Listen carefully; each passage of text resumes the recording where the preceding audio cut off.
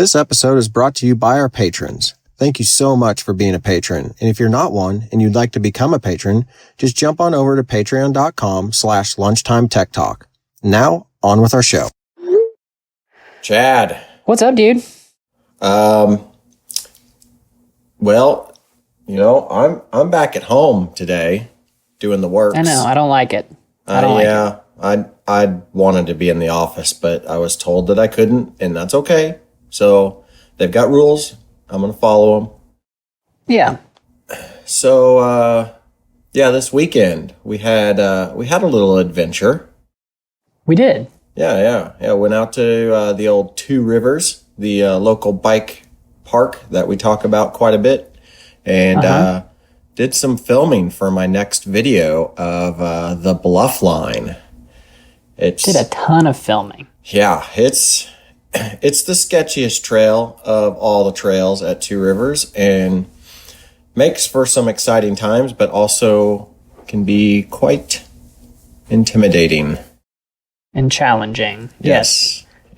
Turns out I just have bruised ribs. Nothing is cracked. What are you talking about, Chad? What happened? It always happens when, like, the day is basically over. And I don't tired. know if it's just that I'm tired or if I've mentally checked out. But, yeah, we did all the filming of all the different little sections. And then you wanted to do, I knew this from the get-go, but you wanted to do an unbroken run for your GoPro footage. Yeah. And I started following you through, and you know, it's called the Bluff Line for a reason. It's carved into the side of a bluff, and I decided that maybe on the trail, not the best place to be. So, yes, you did. I met a local neighborhood tree, and not going very fast, thankfully, but yeah, I don't know. All's well that ends well. I was wearing a helmet, and my ribs are not cracked. So. Yes.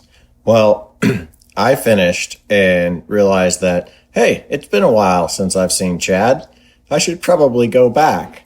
And sure enough, I got to where Chad was. He's hugging a tree, and his bike is slightly down the hill than he is. Luckily, the tree was there, because you would be much further down the hill. Yeah, I kind of aimed my body at the tree when I bailed. Because, yeah, it sucks to hit a tree, but the alternative was a long way down. Yes, yeah. And so I just sort of spur of the moment went, oh, there's a tree. It reminded me of when BKXC jumped off the pucker plank into that tree at Seth's. Yeah. So that was kind of the same deal. Well, I don't know. You know, I took a fall out there too. And you know, I have a policy. It's just don't fall. But yeah, just don't crash. I have done that a lot lately. Yeah, it's weird. You said it was, now my bike knows it's okay to do it. So yeah, you taught your bike a bad habit, and now you're crashing all the time. I don't know what to think about it. I don't either. Well, I guess I'll just get used to it. Yeah. But no, that was a ton of fun. I appreciate you going out there and helping me film, because that would have been hard to do with a tripod and myself. Although there's not many people out there on that trail, so we only ran into one person that was actually on the Bluff Line, and it was like right as soon as we started. So I could have done it with a tripod and got all the stuff set up, but I don't really like to ride that trail by myself, just because of things like what happened to you and what happened to me. We both crashed, and it's not one that if you get hurt on and let's say you get knocked out, no one's going to know you're there. You're just going to be in the brush. So yeah. It's good to have a friend to go with you on that one. It is. So anything else go on this weekend? I don't think so. I really didn't have anything else go on over the weekend. Oh, wait, I hit 1,000 subscribers. Oh, yeah. Yes, my YouTube channel. Oh, yeah, that happened. Yes, the YouTube channel has finally hit. I say finally, it happened so fast. Back in March, I think I was like in the 200s, just freshly in the 200s. And now I am above 1,000 subscribers, which is super awesome. I did the 1,000 subscriber giveaway that I promised to do. And I announced the winner, and that winner is on my YouTube channel's video. So congratulations to that person. And I believe it was YBMTB Trail Building, which is really cool. So, but exciting times. My videos are now monetized. It is now making me something. I don't really know how much, if any. I might get a penny or two, but hey, you know what? It's a start. Something's better than nothing.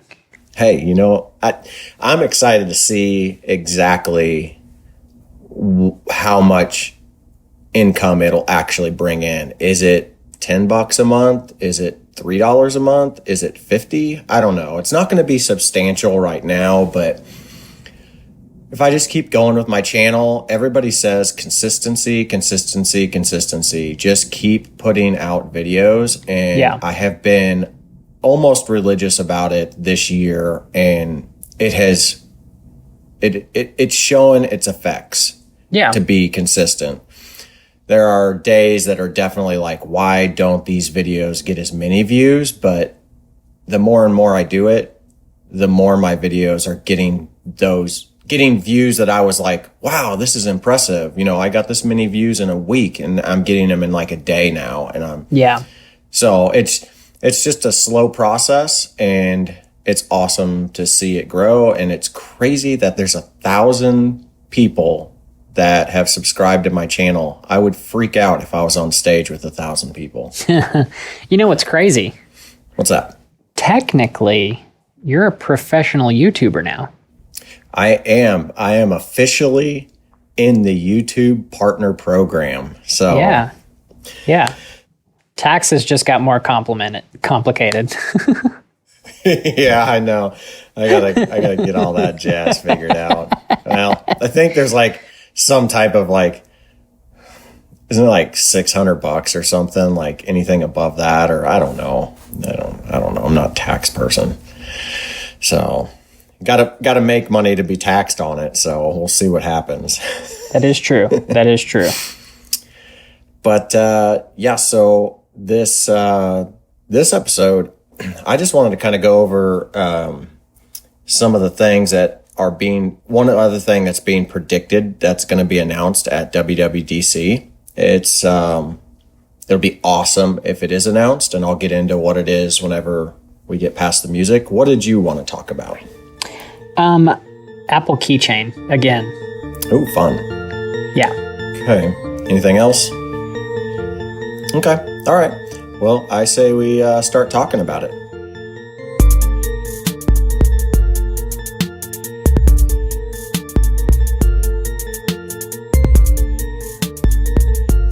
Welcome back to Lunchtime Tech Talk. I'm Chad. And I'm Mike.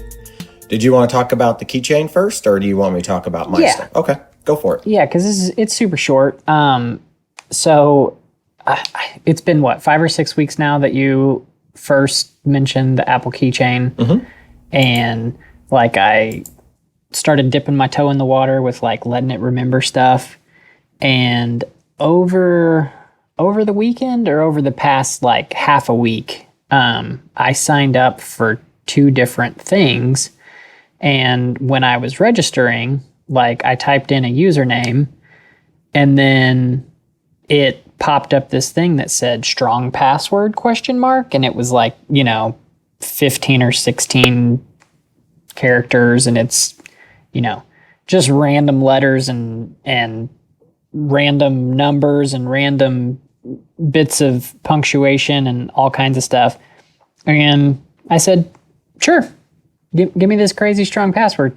And so now I have 2 things that I've signed up for recently that have a password that I couldn't even begin to tell you what it is. But I can pop into the keychain and it'll scan my face and it'll open up and I can click on it and there's my stuff. Nice. My username and my password are both right there. And I'm so late to the game, but this is so cool. I love it. I know, isn't it convenient? And it's so much more secure. Right. And those super strong passwords are legit crazy. I mean, if you look at them, they're no joke. They are complicated. There's no way I could remember it at all. And right. hacking that would be just insane. But, Right.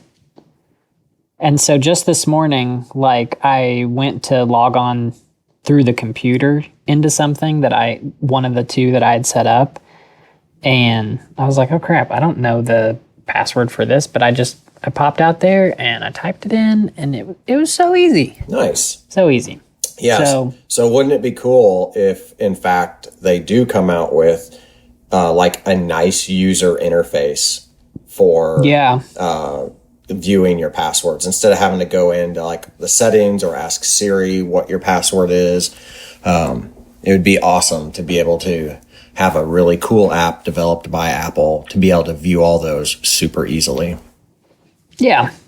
Yeah. Well, cool, man. Welcome to the Autofill Club. Welcome to the future.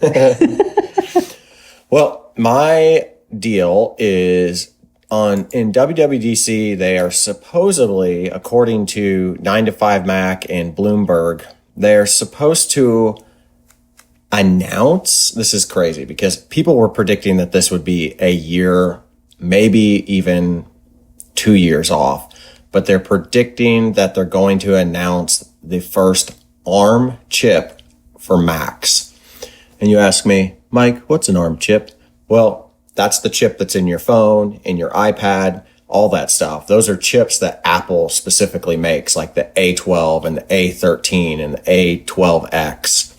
Those super powerful chips that are single threaded and beating some of Intel's multi-threaded chips. And they can run super cool because obviously they have to because they're inside these closed cases with no fans.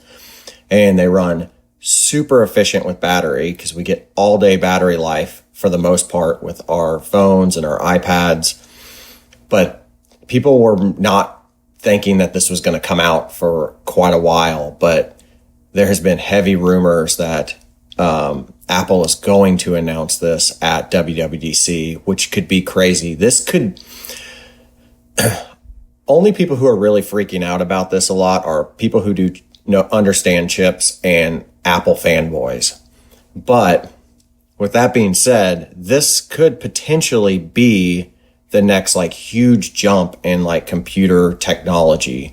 Because Intel has been supplying the chips to Apple for their Macs for quite a while, but Intel has had a huge problem with developing new technologies. They actually have a rating on the chip that they rate them in like nanometers, and they essentially had a hard time with the last jump in shrinking down the size of the chip, and it took forever. But but Apple has kind of figured out how to do all this under their own chip development, and that's why like the new iPhone 11 has super small. It's super tiny. I want to say I'm going to get this wrong. It's somewhere between 5 and 10 nanometers. I'm not 100%, so don't quote me on that. But the one that they're predicting that's going to be inside these Macs is they're going to be a 12 core ARM chip that is going to run on a 5 nanometer fabrication, which is, it's going to make their laptops be fanless for one. And it's going to make the battery life super fast. And to have 12 cores is crazy. I want to say that our phones have 8 cores. They have 4 fast cores and 4 efficiency cores to help balance all the power out. So with 12 cores, they're talking you could have potentially like 8 fast ones and 4, you can mix and match all those combinations. And they're thinking that it's going to be in their laptops, their smaller, their MacBooks first. Like maybe they might come out with like a 12-inch one. It might just be like a single model. And it'll be real interesting to see. They think that the first one is going to ship in the first quarter of 2021, but we'll obviously know more when it comes to this announcement. And I think the reason why they're going to announce it at WWDC is because developers are going to need to know about this and be excited to make software for it. Well, that's crazy. I actually saw this pop up in my Robinhood Snacks this week, of course. And I never mentioned it to you, but I was kind of hoping you would talk about it. Because, I didn't know. Sometimes I do this thing where I'm like, hey, this looks like a lot of research. Mike, why don't you tell me about this thing? And then sometimes I see it and I just don't say anything. And so I'm actually really glad that you talked about this week because, this seems like a really big deal. And of course, the finance side of it is like, hey, this gives Apple stock even more upside, blah, blah, blah, blah, blah. But from the tech side of it, a laptop without a fan that's crazy to me. I mean, so yeah, when you started talking about cores and all that stuff, you lost me because I'm not hip to it. But yeah, that's crazy. Yeah, it's I had read or heard somewhere else that they were saying that with the type of technology that Apple is developing with these chips, that there have been predictions. Our phones, like I said, use about 8 cores, and this one will use about 12 for the first one. But they're saying that they could get into the upper tens of cores. So you could see something in the 40-some core range, the 60-some core range in the future, where these things are super powerful, super efficient, and just blow away anything in computing that we currently know. Just for an example, I do all of my video editing I used to do it on my phone, but now I do it on my iPad, and I edit in full 4K, 60 frames a second a lot. And the iPad and the phone, they don't hesitate. And it's because they have such good chip technology behind them. And that's what Apple's going to be able to deliver to basically the laptop world first. And I really think what they're going to try to do is they're just going to try to throw a smackdown on all the chip manufacturers out there and say, this is our lowest end chip and watch it crush your other chips. Yeah. So it wouldn't surprise me if they just do that just to burst into the market, and then they just come out with some insane chip right after that that's just even more powerful. So I'm excited to see this. To me personally, the computer industry has been, like the laptop and the desktop industry, has been really stale for several years. More than that, maybe even a decade. It hasn't been very exciting to me. I know that there's probably gamers out there that say, oh, well, all this other stuff is being done, but yeah, there's not really been a huge revolution. To me, it's like nothing's been real newsworthy. And this is, in my mind, the first thing that's like, something new is going to happen within the chip market for these computers. And I think it could be pretty cool. So you mentioned gamers there, and I was already thinking about that. Like, I don't know which parts of a computer help with what, but it makes sense to me that if you have something that helps your computer run a lot faster and get more out of the battery life and do more powerful things, to me that equates to, hey, this would be good for gamers. Is that right? Yes and no. Apple, the way that they've designed most of their computers, they aren't gamer friendly. Okay. And what you pay for to get a good gaming Mac or a fairly decent gaming Mac, it's double or triple what you would pay for on a PC. Sure. And so that they would have to really, really, really revolutionize the way that graphics processors and just standard processors actually work to and make them more affordable to convince PC gamers to come over to a Mac. Okay. And they could do it if they come out with something that's insanely powerful and maybe hit that upper market of people. But I don't think that's Apple's end game. I think they see the gaming market as a good market, but not as big as the standard consumer market or even photography or video editing market is. So interesting. it's going to be interesting to see what way they go, or if they just go all in and go both directions. They just say, here's a consumer, here's a prosumer, and here's a gamer type setup. You pick. Sure. Yeah. So interesting. I'm excited about it. It'll be cool. I can't wait to see what happens at WWDC. It's on the 22nd, and they are going to have a keynote. I think last episode we said maybe they'll have one. I don't think we were 100% sure, but I had heard since then that they will be having some form of a keynote, but nobody outside of Apple really knows how they're going to set that up, whether it's going to be, everybody's in their own office and they just flip back and forth, or it's like an empty, the empty theater where they just get up on stage and they have a video camera, and all that is the people on the stage. Sure. So interesting. But yeah, that's what I had for this week's episode. Did you want to do some crazy tech? Yeah, but first, you know what else is on the 22nd? What else is on the 22nd? I don't know. What is it? No, you have no idea. I found out that's when our new couch and love seat are supposed to come in. So that's an important day for me. Yeah.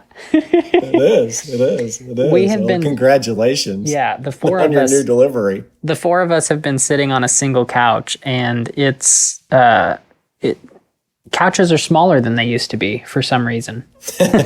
Yeah. When your family grows, yeah, that's what happens. Yeah, everything gets smaller. Yeah, exactly. But no, I'm ready to do some crazy tech. All right, cool. Let's do it. And you know that, whoa, crazy tech is dropping, so I sing these bops.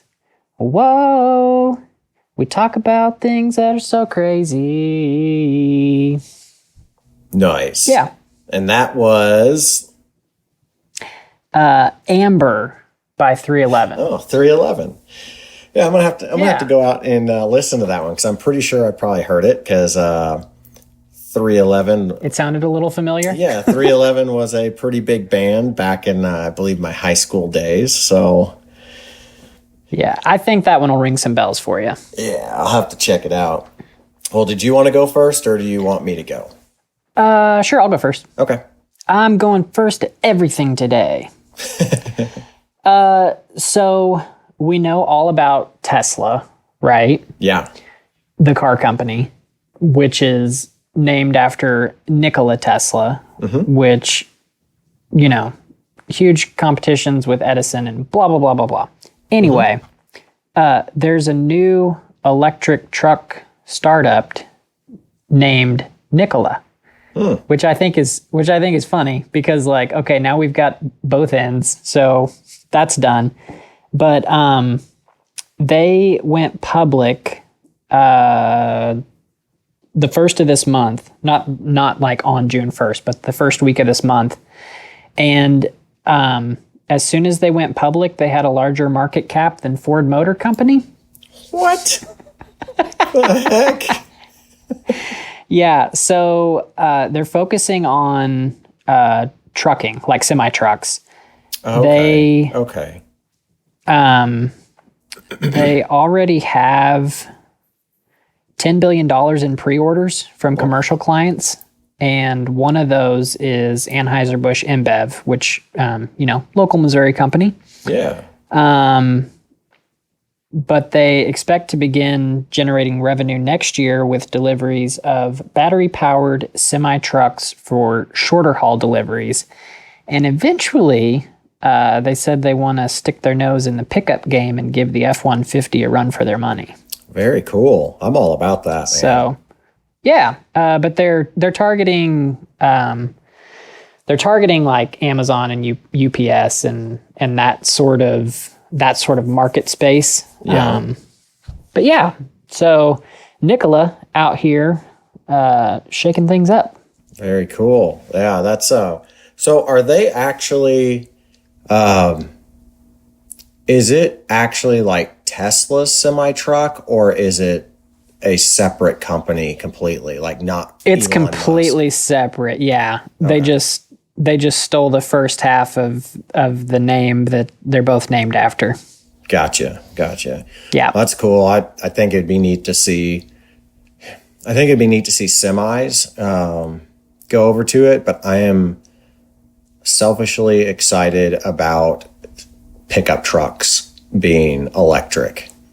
And I think that is when pickup trucks become electric and you get a couple of people that are hesitant on this electric game to buy into it and buy one of these things, then I think that's whenever the market's going to explode with electric vehicles. It's already pretty much going nuts, but the truck purchasing market is huge. And if you can get those in the hands of people who are kind of like naysayers and convince them that it is a better way to go, then it's going to be giant. I read something the other day that Elon Musk is predicting that his Cybertruck build will actually be the biggest thing that Tesla's ever done as far as production and purchased vehicles and just buy-in on the actual product itself. So Oh yeah. he's already saying that the truck industry is going to be where their money's going to come from in the future. Which is cool. Speaking of Tesla, this is just real short, but I saw this morning that the EPA officially gave the long-range Model S a 402-mile rating, which maybe that's the first car over 400 miles, but I'm not sure about all that. But they confirmed the 402 rating, and Tesla confirmed the $5,000 price drop, I think. I'm pulling all this from memory, so I don't know. But things and stuff. Accomplishments. Yeah. Very cool. I like that crazy tech. My crazy tech is actually something that I really want now. I mean, I've seen this several times, but I have seen a lot of videos on it lately for some reason, and I'm not really sure why. But the Skydio 2 drone. So, as you know, I like to do some videos.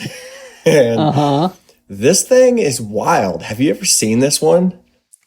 Spell Skydio for me. It's Skydio. And essentially, they have developed, this is their second version of this particular drone. Now, I don't know if they've created other ones in the past, but this thing has crazy AI on it. And it's got it's got a whole bunch of 4K cameras on it that are just designated to read the environment. And it basically has this like really good AI and camera system that allows it to do this really crazy accident avoidance stuff. And it can track an individual. It can either track them by visual, or it can track them via GPS using this like little dongle thing that you can purchase. They call it a beacon, a Skydio beacon.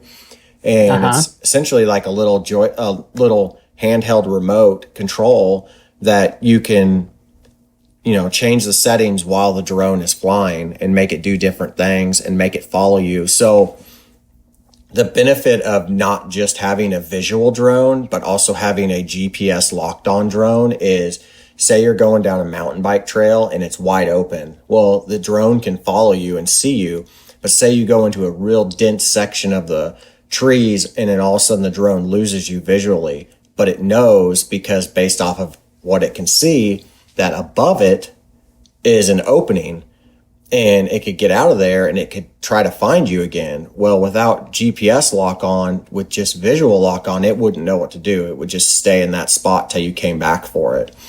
But with GPS lock on, it basically can say, hey, I know where that human is based off of where that beacon is. So I'm going to fly up and I'm going to get over to that zone in an open area. And then I'm going to try to fly back down to where they are. So it's super fast, super intelligent, like a avoidance system and finding system and tracking system. This thing's got a 4K 60 frames per second HDR camera on it. So you're going to get crazy good quality video. It can go 36 miles an hour and it can fly for 23 minutes, which most drones that I've looked at have about a 16 to a 20 minute flying time. So 23 minutes is pretty cool. Of course, it's got a gimbal on it, a 3-axis gimbal. Pretty much all the drones that are of high quality, like the Mavics and stuff like that by DJI, they all have the 3-axis gimbal. And these things can go like super far away from you. This one is claiming that it can go 3.5 kilometers away from you. So it can almost do, what is that? Probably like almost that's probably like 2 miles. If I'm doing 5K is 3 or yeah. So it's around 2 miles. It's close. Yeah. Somewhere around there. That's crazy that this thing can fly even a mile away from you. Would be nuts in my mind. So man, I don't know. I'm watching. So you've been talking and I've been listening, but I've also been watching these videos on the website. Mm-hmm. And at one point it says impossible video, now possible. And yeah, like this is insane. Yeah. And it's kind of got a unique look to it. Like the typical drone you see it has 4 blades, but a typical drone, all the blades are on top. Well, they have the back blades are on top, but the front blades where the cameras are underneath the drone. So it's kind of a unique looking drone. But I went to go see how much it was, and it's right under $1,000, which you say right under. It's $999. Yeah, literally right under. And but that doesn't surprise me. I think good drones are. Yeah, I think within the next year we'll probably see them come out with maybe a 3, and you'll probably be able to buy the 2 for under $800. That seems to be kind of they do have to get into the game of where DJI is. They have a couple of models that are around $400. They don't fly as long and they don't have as much advanced technology. But if Skydio could come out with one that was, say, $500 that had pretty advanced technology in accident avoidance, that would be a big game changer. I do think that this particular drone model, from everything that I've read, has kind of pushed the limits, and pushed the limits of like some of the Mavic models that are the DJI models that are out there, and they had to basically retaliate and come back with one. And they just recently came back with a drone to kind of compete with this one. I haven't done a lot of research on it, but this particular model here, the Skydio 2, has gotten crazy good reviews from mountain bikers, and they have taken it into some dense woods, and it's done amazingly well for being in dense woods. Now, it's not perfect, and it works better in open areas where it's not trying to fly through trails with branches and all that stuff, but it outperformed everything at the time whenever these reviews were being done with the following technology. Yeah, I think it's neat. I would love to have one. Someday, for my channel, I will have a drone, but there are other things that I would like to buy for my channel first. And but this is on the long list. Sure. Chad. This is on the long list. Maybe I will be in the market when Skydio 4 comes out, and Skydio 2 will be like $199. There you go. Yeah, you can get it from the Amazon warehouse on a deal. Exactly. I'm all about that. So something I thought was kind of cool. Have you ever actually flown a drone? No, I haven't. Well, okay. So first off, the one I flew was very low end. Mm-hmm. So there's that, but it's kind of tricky. Mm-hmm. I mean, I don't know. I didn't have very long to mess with it, and the battery life on it was like 5 minutes, and it took like a couple hours to charge. So like the fun to I don't know, the fun to patience ratio was the wrong way. Right. But anyway, there's with that beacon thing you were talking about. So like you can toss that in your pack and it'll like track you with GPS and there's some pretty cool videos. I'm definitely going to link this website in the footnotes.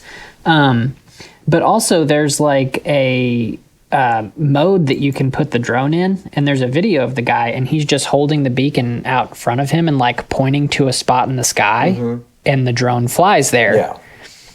And then, he points to another spot in the sky and the drone flies there. And so it's kind of like, they also have a controller where you can, actually drive it and use video or whatever. But like the ability to just kind of like wave your magic wand and get it to fly where you're pointing, that's pretty cool. It's wild. Yeah. And they also have, one of the videos I watched, they have some pre-programmed moves that a lot of people want to do. And one of them, for example, was called like a boomerang, and it basically came up by you and shot past you and still filmed you, and then kind of went around and came back towards you. And the other one was called a rocket, and it basically get essentially almost right next to you and shoot straight up, but filming you or whatever, wherever you were, filming you. So it would get that really cool, like, where are you at in this world effect type thing. Right. So, right. I think that's neat, because amateurs like me and you, whenever we pick up one of these things, we don't want to spend hours and hours and hours and then crash the thing and have to fix it. We would just want to film what we want to film, and we want it to be smart enough and have all these tricks that these people who do know what they're doing have programmed into it. Well, this is what I call the iPhone effect. You remember back in the day, you used to get a phone and it came with a book, and you had to read the book to learn how to use your phone. And then iPhone came out and it didn't come with anything. Like the point of unboxing an iPhone was, oh my gosh, this is so sleek and simple, and there's just nothing to this. Like, it's just the phone and what I need to charge it and the earpods. Like, the phone is so intuitive that you don't have to learn how to use it. Right. It just works how you think it should work. Like, that's kind of what this, I mean, obviously, I just learned about this 5 minutes ago, but like, that's what this drone looks like at first blush, is like. Well, that's what's cool about it too. I mean, you learned about it 5 minutes ago, watched a couple of videos, and you're like, holy crap, the last drone I flew was a pain in the ass, but this one looks amazingly easy. That is like, to me, the fact that it actually does what they say it does, because I've watched reviews on it, and you can take it out of the box and literally do some crazy cool stuff, is a huge draw towards people like myself, who I never had the desire to have a drone for any filming, because for one, I didn't want to have to worry about learning to fly it, because all you ever saw back in the day was crashing drone videos. And And I want it to follow me because, as you know, I'm by myself a lot when I'm doing some of these videos. I mean, I do have friends that go with me, and like you go with me, and occasionally maybe Josh will go with me. But realistically, we're not there to fly drones. We're there to ride bikes. And if I could say, hey guys, hold up, I'm going to set this up while we do this. And then when we get to the other side, I'm going to put it back in my bag. So you guys would be like, all right, take like 3 seconds to get it out of my bag, start it up within a minute, and then take off, and then just start riding, and it just follows us. No one has to fly it. It just follows you. And I think that is super, super cool. Well, and that's the other thing. So for a mountain bike YouTuber, who needs to know how to fly the drone? The mountain biker? Right. Or the friends that go with him? Like, the friends that go with him. Yeah. But who's going to buy it? Right. The mountain biker. Like, it just, all in all, it doesn't make sense. And so, yeah, having something like this that has a brain of its own and can do a lot of sort of the basic functionality of drone filming, like, yeah, it's super cool. Yeah, for sure. That is crazy tech, my friend. Crazy tech. Yep. So, Skydio, if you want to send me one of those, I will. I'll be more than happy to try it out. So, well, that's all I had for this week. How about you? All right. So, do you want to tell them where they can find us? Yeah, you can find us all over social media. We're on Facebook and Instagram at Lunchtime Tech Talk, and we're on Twitter at LunchTimeTechT1. You can find us on the internet. We have a website, LunchTimeTechTalk.com, where you can browse footnotes and listen to past episodes. We have a Patreon page, patreon.com/LunchTimeTechTalk, where you can help support the channel and let us know how much you appreciate this content we're putting out for you. I think this is episode 69. Nice. Because that's what the kids on the internet do. And you can find me on Instagram, Twitter, and Snapchat, and now on Weight Watchers at MSU Mac. That's MSUMACC. Mike, where are you at? I am on RunBikeMike.com, and that's where all of my social media links are and my YouTube channel links. Yeah. But before we go, Chad, I literally just got an email that popped up. You will be excited about this. I'm going to be excited about this. On the 23rd, Wyze just announced that they're going to have their biggest announcement since 2017.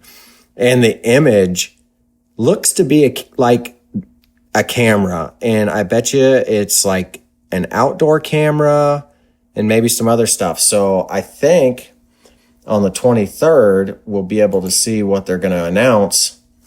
So maybe next week's episode, we might have some Wyze news. Yeah, I meant to mention that actually. So on Twitter this morning, they posted, we'll be announcing our biggest launch since 2017. Can't wait to find out. We'll be dropping hints every single day on Twitter and on wyze.com. So hint number one, this was the length of our longest single conference call during the development of this product. I don't know what that means. Hints suck. I don't like playing guessing games. But anyway, that's the first hint. And then all of the comments are just outdoor cam, outdoor cam, outdoor cam, outdoor cam. Yeah, because that's what everybody's wanting.